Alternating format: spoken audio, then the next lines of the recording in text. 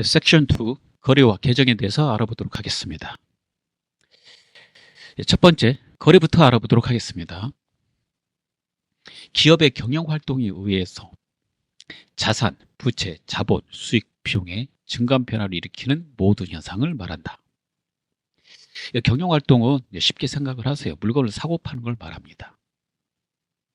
물건을 사고 파면 거기에 해당되는 증감 변화가 있겠죠. 재산의 증감 변화.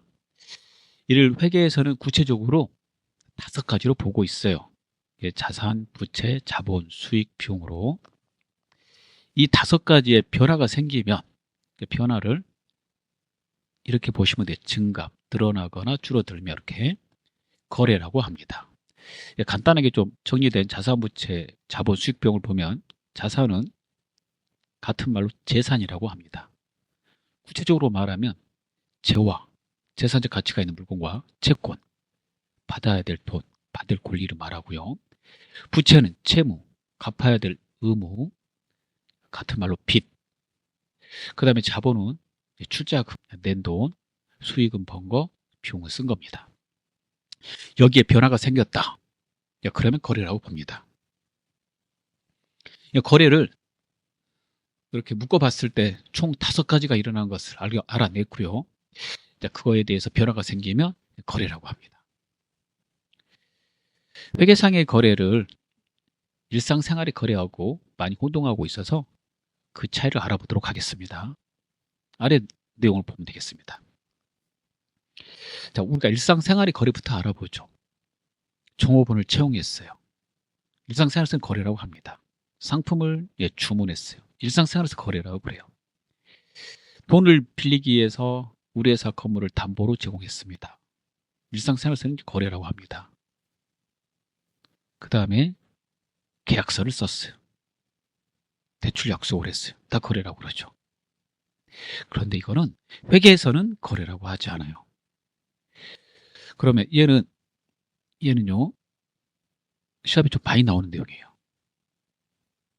왜 그럴까요? 그러면 앞에서 언급한 자산, 부채, 자본, 수익, 비용의 변화가 없기 때문에 그러죠. 종업원을 채용했다고 치면 계약서를 썼을 거 아니에요. 근데 계약서를 쓰긴 했는데 아직 회사에서 그 종업원한테 급여를 주지도 않았고, 급여가 나가면 이제 비용 처리하거든요. 그 다음에 그 급여를 현금으로 줬다. 그럼 그 현금은 이제 자산 처리하겠죠. 즉, 비용도 발생 안 했고 자산의 감소도 발생하지 않았어요. 그래서 거래라고 안 합니다.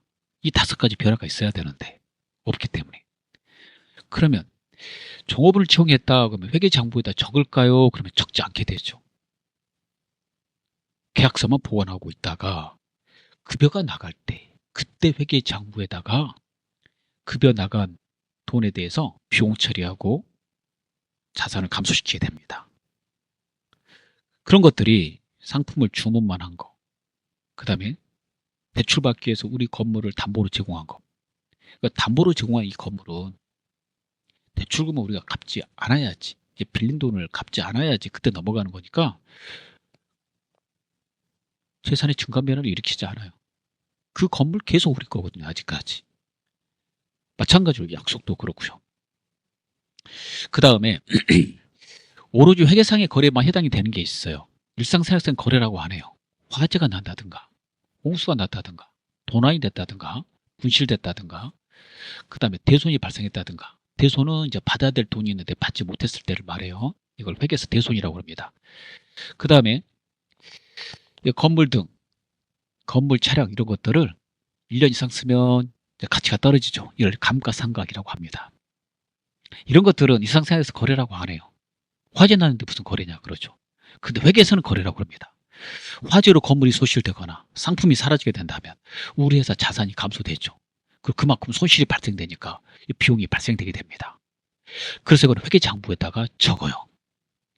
그 다음에 둘이 이제 공통적인 것도 있어요. 회계상의 거래하면서 일상생활의 거래, 상품을 이렇게 사고 파는 거, 부동산을 사고 파는 거, 그 다음에 채권, 채무 발생하는 거, 즉 받아야 될 돈, 갚아야 될 돈, 즉 받아야 될 권리, 그 다음에 갚아야 될 의무가 발생하는 거, 이런 것들 회계상의 거래이면서도 일상생활의 거래입니다.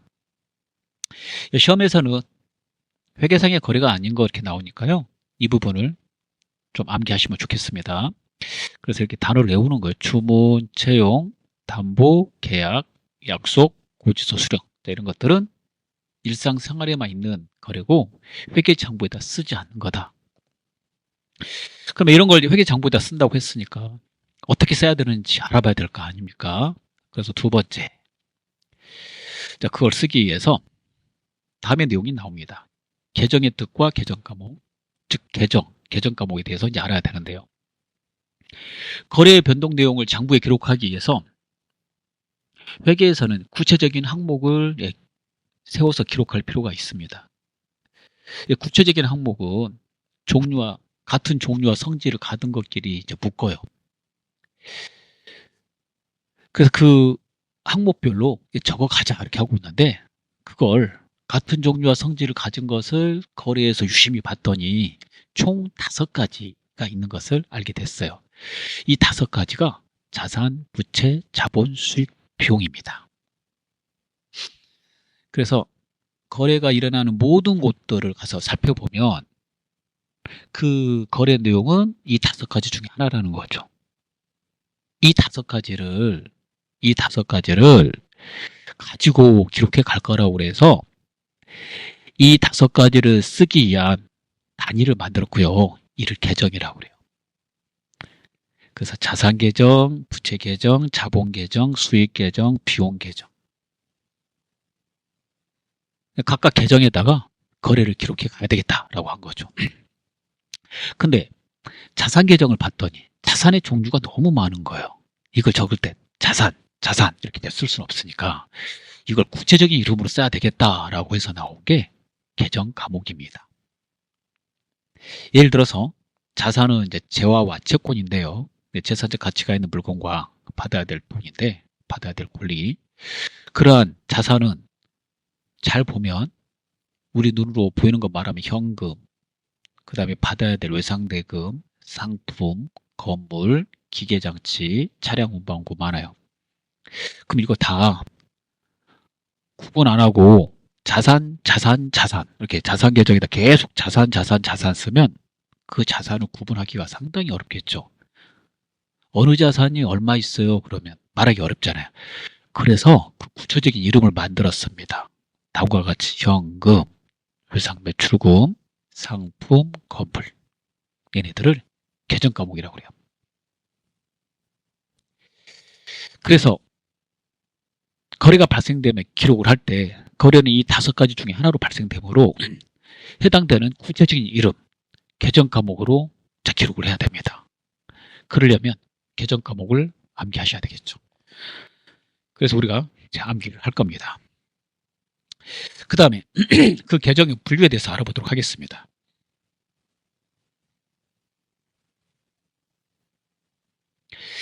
앞에서 같은 종류와 성질을 가진 것을 우리가 계정이라고 한다고 그랬어요.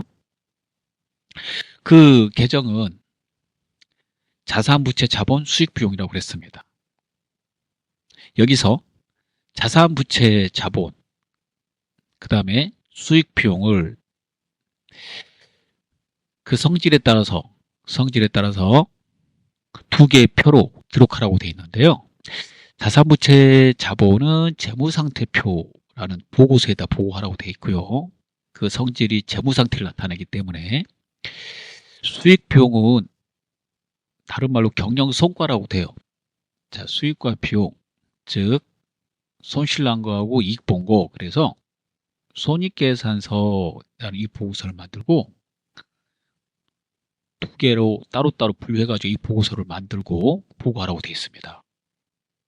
그래서 학자들은 자산, 부채, 자본을 재무상태표라는 보고서에 들어간다라고 그래서 재무상태표 계정이라고 그래요. 이 세 개는 재무상태를 나타내기 때문에 그렇죠. 거래의 그 5가지 항목 중에서 5가지 계정 중에서. 그리고 수익 비용을 손익계산서 계정이라고 합니다. 손익계산서라는 보고서에 들어간다고 그래서 이 두 개의 특성은 손실과 이익, 경영성과 그걸 나타내기 때문에 그렇죠. 이렇게 해서 두 개의 보고서로 이제 분류를 해서 보고서를 작성해요. 그 다음에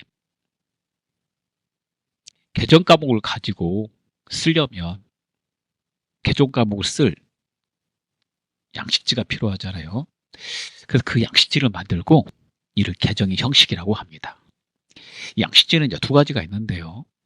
표준식과 잔액식이 있습니다. 표준식은 계산 기록이 용이하다라는 장점이 있지만 그 잔액을 알 수가 없기 때문에 좀 불편하다고 하시는 분들이 많아서 잔액까지 표시된 잔액식이 나왔어요. 잔액식을 사람들이 더 선호해서요. 각종 세무회계 프로그램 만들 때 잔액식으로 만들고 있고, 그 다음에 장부도 장부가 개정 형식지인데요. 이 형식지도 잔액식 형식지를 많이 씁니다. 그래서 우리가 쓰는 거는 잔액식이라고 생각하시면 돼요. 거래를 기록하는 양식지는 잔액식 양식지를 쓴다. 그래서 이 두 개의 형식지가 있고요. 표준식 보시면 이렇게 생겼는데요. 거래가 운임과 결과로 나오기 때문에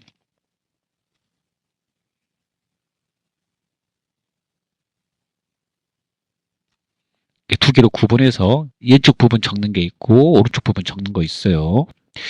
잔액식은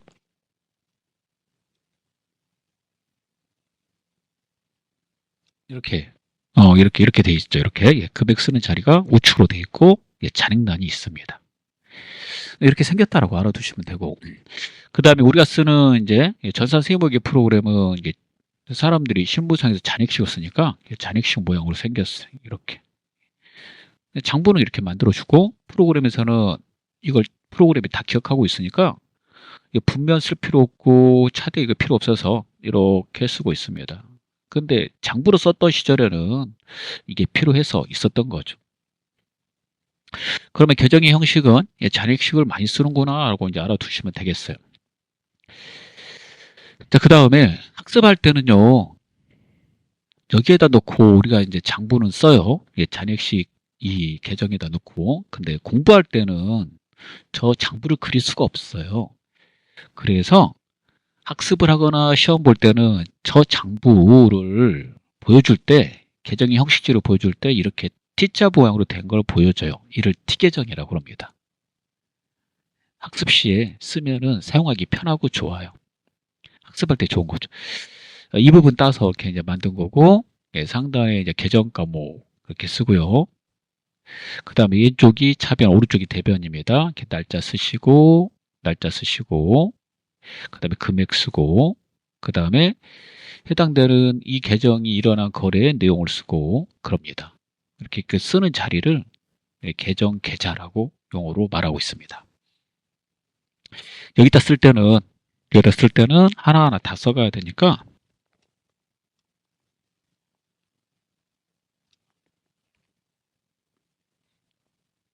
여기 상단에다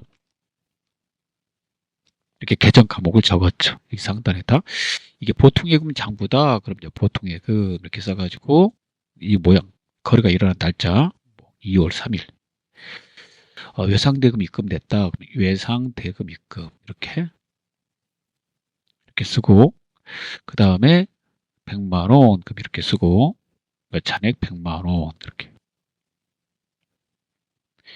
잔액이 어디에 남았느냐? 그래서 차대에 쓰시는 거고요. 이렇게 썼다면 T계정은 이제 이렇게 쓰는 거고요. 그래서 이렇게 보시면 돼요. 그래서 학습할 때는 이걸로 한다는 겁니다. 그 다음에 시험 문제도 이걸로 나옵니다.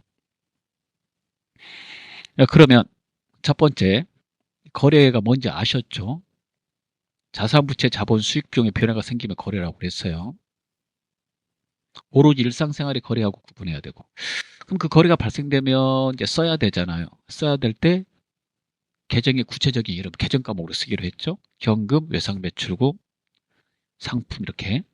그 다음에 어디다 써요? 그러면은 이 형식지에다 쓰기로 했죠. 표준식, 잔액식 중에서 잔액식에다가 이렇게. 근데 학습할 때는 T계정으로 쓴다. 그러면 이제 쓰는 방법을 알아야 될 거예요. 그 쓰는 방법이 거래의 8요소입니다. 써야 될 자리가 이제 두 자리로 돼 있는 걸 알 수가 있어요. 이렇게 차변, 대변, 차변, 대변 돼 있죠. 예. 두 개 다 차변, 대변 왼쪽 오른쪽으로 돼 있잖아요. 그래 거기에 대해서 다음과 같이 쓰기로 약속했습니다. 이게 매우 중요한 내용이 되겠습니다. 암기가 돼야 돼요. 해당되는 계정이 자산 계정이다. 그러면 자산이 생겼다면 왼쪽 자리 여러분 차변이라고 그래요. 회계에서 쓰는 용어고 오른쪽 자리를 대변이라고 그래요. 자산이 생기면 그 자산장부 왼쪽에다가 금액을 써주고요. 자산이 증가라고 그래요. 자산의 증가. 자산이 감소되면 대변이다. 그 다음에 부채는 거꾸로 씁니다. 부채가 증가되면 대변에다 쓰고 부채가 감소되면 이렇게 차변에다가. 여러분 증가가 돼야지 감소되는 거 아니에요. 예를 들어서 현금이 들어와야지 현금이 나가겠죠. 예, 그래서 부채가 생겨야지 부채를 갚을 거 아니에요. 그래서 이렇게.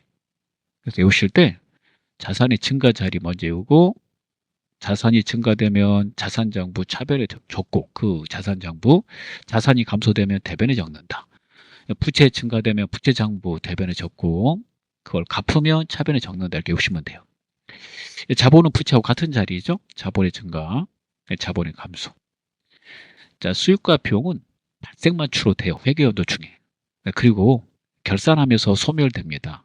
그래서 평상시에는 특별한 경우가 아니면 수익과 비용은 발생만 되고 적으실 때 비용의 발생은 차변에 적고 수익의 발생은 대변에 적습니다.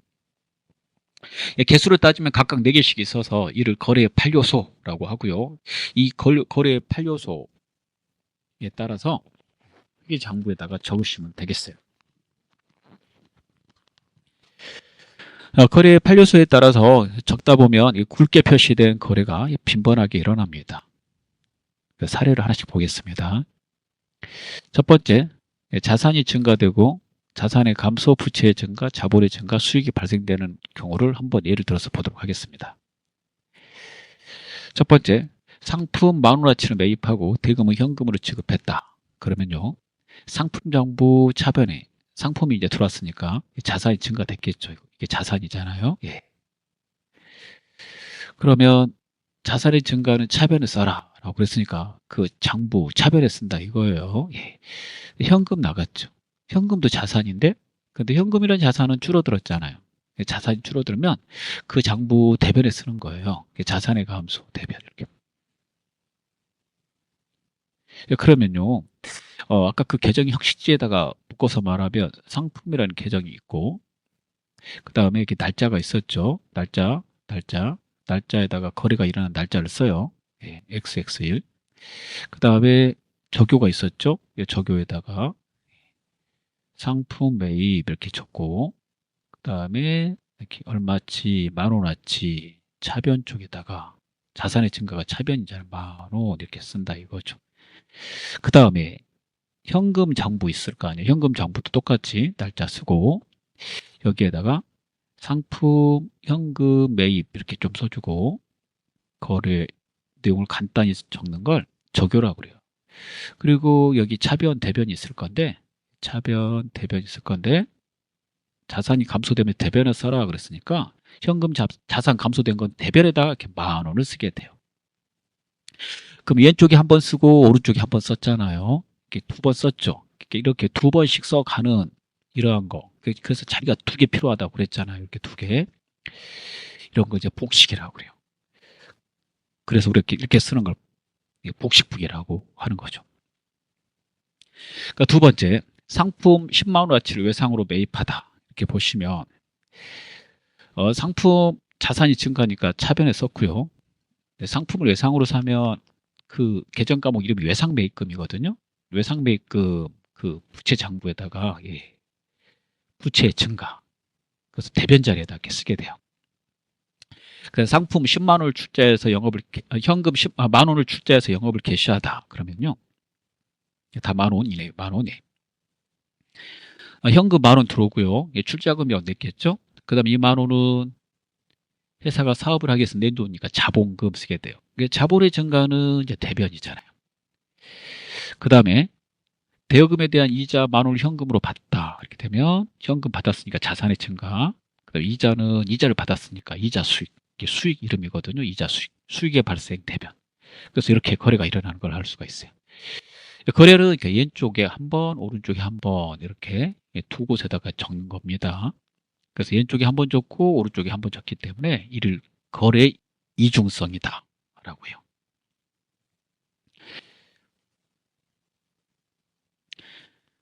네, 4번 거래 종류를 보겠습니다.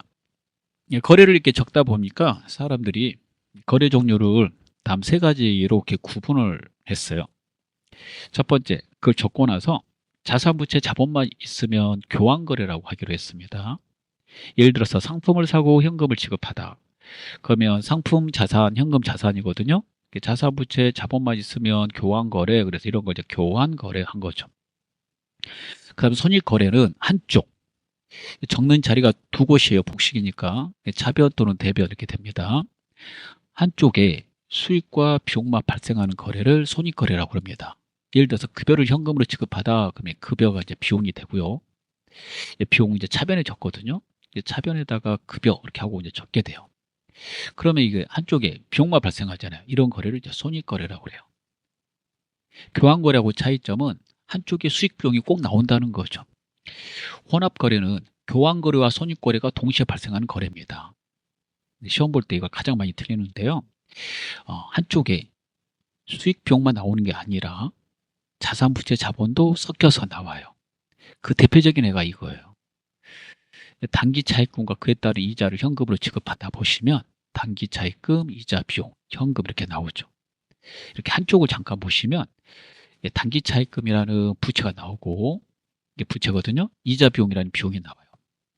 이렇게 비용이 단독으로 안 나오고 단독으로 혼자 나오면 이게 손익거래라고 그러는데 자산, 부채, 자본하고 섞이면 이를 혼합거래라고 그래요. 한쪽에서 이렇게 같이 섞여야 돼요. 양쪽이 섞이는 건 아닙니다. 예를 들어서 급여 현금으로 지급하다 그러면 급여 비용의 발생이 차변에 적고요. 그 다음에 현금 자산의 감소 대변에 적는데 이 경우는 손익거래예요. 여기 비용도 나오고 자산도 나오는데 혼합거래 아닙니까? 근데 그렇게 보는 게 아니라 한쪽을 봐요. 한쪽을 봐서 이게 수익 비용만 나온다. 그러면 손익거래. 그런데 수익 비용만 나오는 게 아니라 자산, 부채, 자본하고 섞여서 나온다. 혼합거래.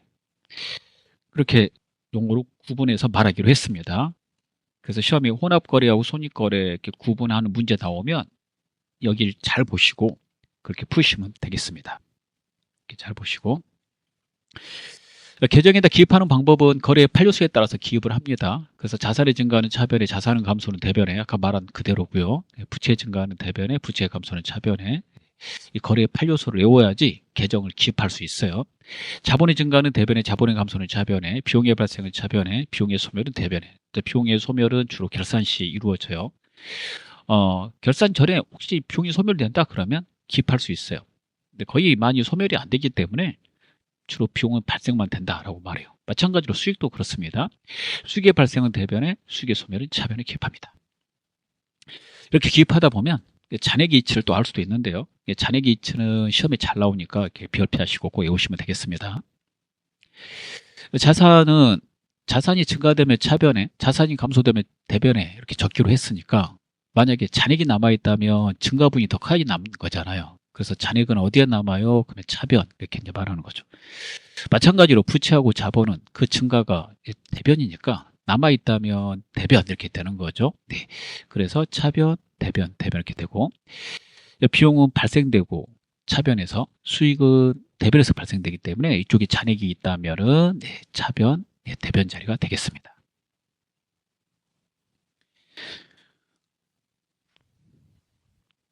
자, 그 다음에 거래 이중성과 대차 평균의 원리에 대해서 알아보겠습니다. 거래 이중성과 대차 평균의 원리는요. 거래 이중성은 그 전에 앞에서 말했어요. 모든 거래는 원인과 결과이므로 차변에 한 번 적고 대변에 한 번 적는다고 그랬죠. 이를 거래 이중성이라고 합니다. 그리고 그 같은 금액을 적죠. 그러니까 혹시 금액이 틀리면 그 틀린 것을 알아낼 수 있어요. 이를 뭐라고 그러냐면 자기 검증 기능이라고 그래요. 이거는 부기만의 장점이죠. 두 번 저금으로 인해서 이거 알아낸 거니까. 두 번 적고 나서 그 금액이 당연히 같아야 되겠죠. 이를 뭐라고 그러냐면 대차 평균의 원리라고 합니다. 자, 그 다음 계정의 기록과 계정의 마감에 대해서 알아보도록 하겠습니다.